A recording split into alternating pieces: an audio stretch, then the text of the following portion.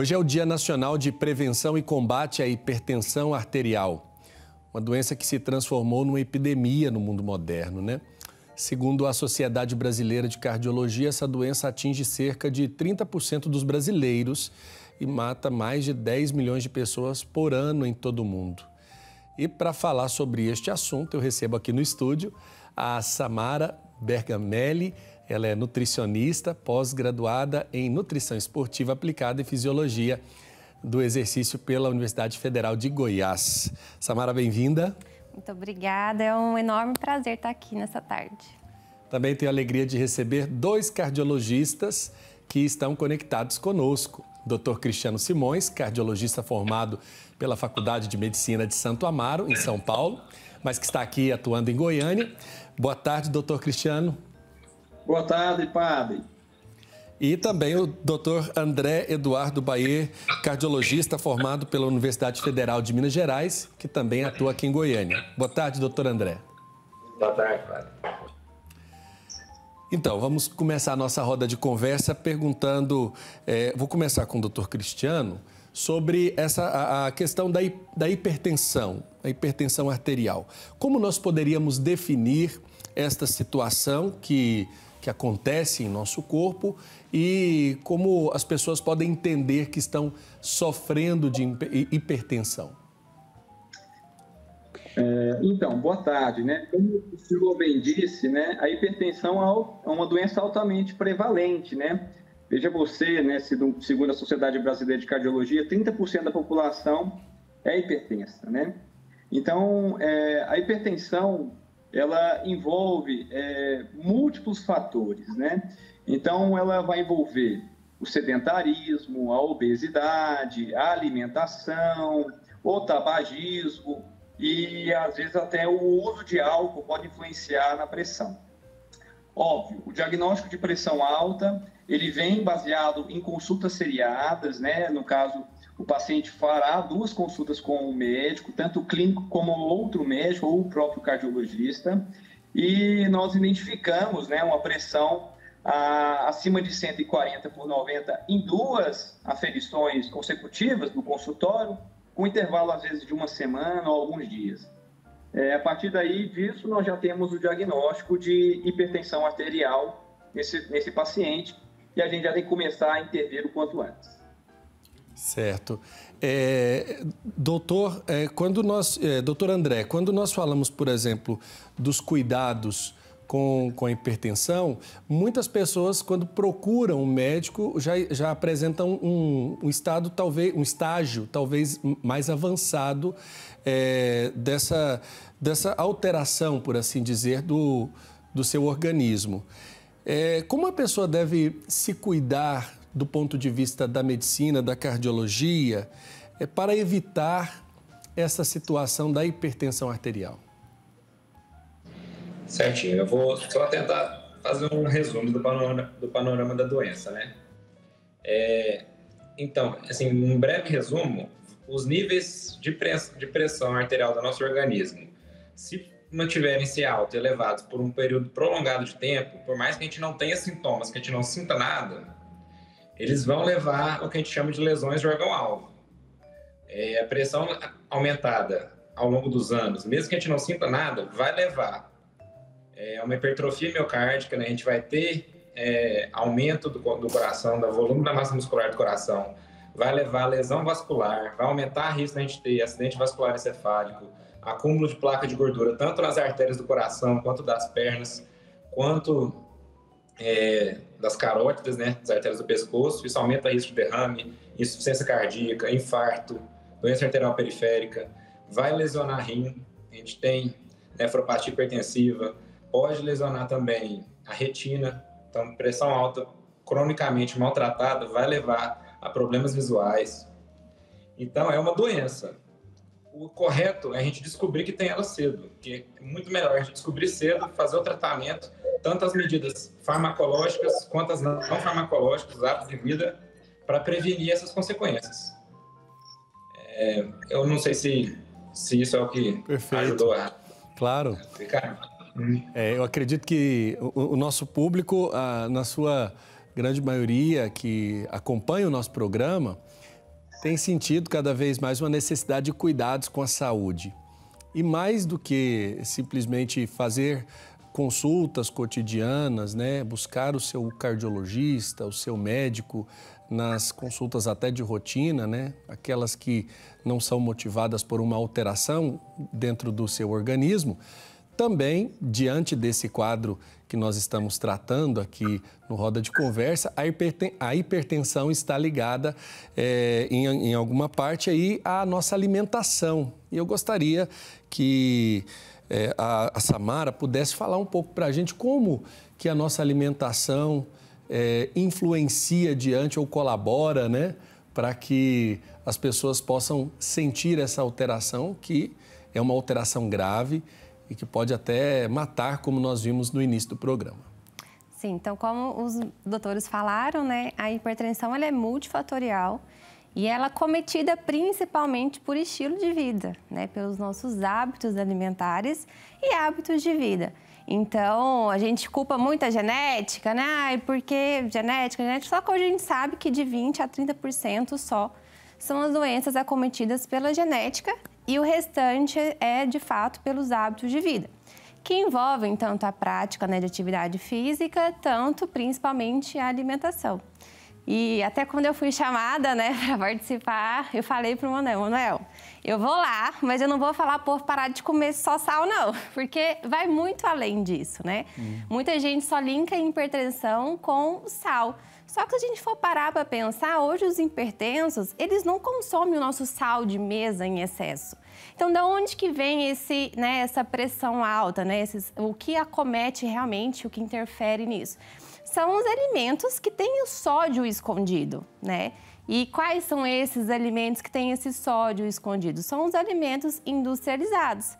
Então, se você pega aí o refrigerante, que por mais que ele seja doce, ele tem altíssima concentração de sódio para realçar ainda mais o sabor.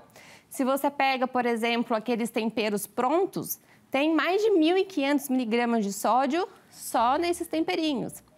A gente pega miojo também, que tem uma alta concentração, essas lasanhas, né, congeladas. Então, esses alimentos que a gente chama de industrializados são os alimentos que têm esse sódio escondido, que é o que realmente faz mal, né, para a nossa saúde. E pouca gente também fala, né, da relação da pressão alta com níveis altos também de insulina, que são acometidos com os carboidratos simples, porque a insulina alta faz com que a gente retém mais sódio e isso gera aí um desbalanço, prejudicando também a pressão arterial.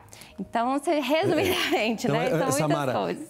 Quando você falou do sódio, muitas pessoas, tem um pouco tempo que alguém até foi na academia, alguém me disse, olha, o problema está relacionado, por exemplo, quando a gente compra um suco lá, pensando que o suco é natural, né? Ah, porque é um suco de fruta, vou deixar de tomar refrigerante, vou tomar um suco de fruta, compra lá a caixinha. E aí, um dia, o educador físico falou, olha, você precisa observar a quantidade de sódio. E eu fiquei assustado, porque são quantidades muito altas.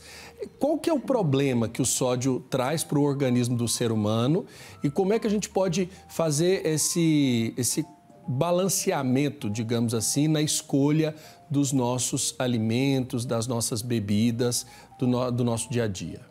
Então, o grande problema mesmo é tudo que é consumido de forma exagerada, né? Então, todo o excesso faz mal. Porque o sódio, ele é muito importante para a nossa saúde.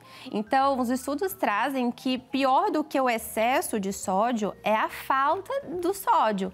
Então, né, com mais propriedades, os médicos vão falar, né, sobre isso, mas a gente tem que preocupar, sim, com o excesso disso. E é claro que vai existir uma população, principalmente os mais idosos, que vão ter uma sensibilidade maior ao consumo. Então, como fazer uma alimentação tanto para prevenção, né, da pressão alta, da hipertensão, mas também como um tratamento? É o que a gente chama de comida de verdade.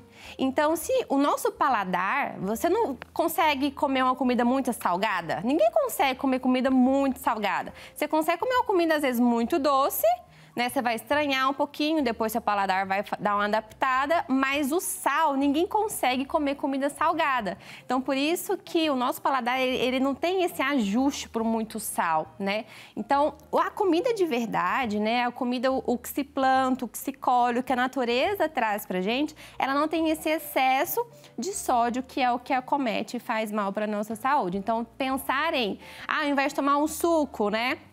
Que vem ali, por que tem muito sódio? Porque tem muito aditivos ali para conservantes também. Antigamente a gente usava, né, o sal para conservar os alimentos que não tinha, né, geladeira, né, e tudo mais. Então, por isso, alta concentração nesses alimentos industrializados. Doutor André Eduardo, quando a gente fala, por exemplo, que a hipertensão é uma doença silenciosa, por que ela é considerada assim? Então, porque pressão alta, a gente considera alta, né? Quando ela chega a níveis elevados, até médio porte, ela não vai causar sintoma. Eu posso, por exemplo, se eu for um indivíduo hipertenso, eu posso estar aqui com uma pressão de 150/90, né? O que popularmente a gente chama de 15/9. Não estou sentindo nada, estou me sentindo saudável, estou ativo, produzindo, trabalhando, com família, tudo ok, sentindo nada. Mas ao decorrer do tempo, o meu corpo está se autoagredindo. Então, meu coração pode estar sofrendo, meus vasos sanguíneos, meus rins, minha vista. Isso leva a um efeito em cascata, né? Se não for controlado, a longo prazo, a gente vive menos e vive pior. E diante dessa situação, doutor Cristiano, quando a gente observa que as pessoas trazem duas expressões, né? A hipertensão e a pressão alta. É a mesma coisa ou são coisas diferentes do ponto de vista da constância no organismo do ser humano? É diferente, né? Porque a pressão alta, ela pode ser situacional, ou seja, a gente pode eventualmente ter a pressão acima dos níveis normais por períodos curtos. Por exemplo, durante a própria atividade física, onde a gente faz um esforço, a pressão tende a subir. Isso é benéfico. Então, o exercício físico entra com benefício. E naquele momento, o paciente encontra-se com a pressão elevada. Hipertensão, hipertensão arterial sistêmica, é uma doença sistêmica e multifatorial, como foi muito bem dito já várias vezes. Então, o aumento da pressão, ele pode ser situacional. Então, se a pessoa estiver com dor, se a pessoa estiver desconfortável, se a pessoa estiver fazendo uma atividade física, tudo isso faz com que a pressão se eleve sem ser de forma patológica. O que é muito frequente? Às vezes, o paciente procura o pronto atendimento por conta de um quadro de cefaleia, uma dor de cabeça, e durante a aferição da pressão arterial, ele fala assim, estou com dor de cabeça, vou medir minha pressão. Ele vai aferir sua pressão, a pressão fica em torno de 16, de 15/9, né? E esse paciente fala, putz, minha pressão está alta, estou com dor de cabeça por conta da pressão. E às vezes o que acontece é o contrário, a própria dor, esse paciente sente dor, a pressão se eleva por esse incômodo, e esse paciente acaba procurando pronto-socorro achando que é hipertenso. Então é uma falsa hipertensão. Certo. E quando a gente observa, a senhora falava, Samara, que o alimento ideal é aquele da comida de verdade, mas quando a gente vai nas grandes cidades, né, tá nos grandes centros comerciais, nas praças de alimentação, dificilmente se encontra alimentos que, entre aspas, não venham de uma franquia ou outra, por assim dizer. Na sua grande maioria, passam por algum tipo de processamento.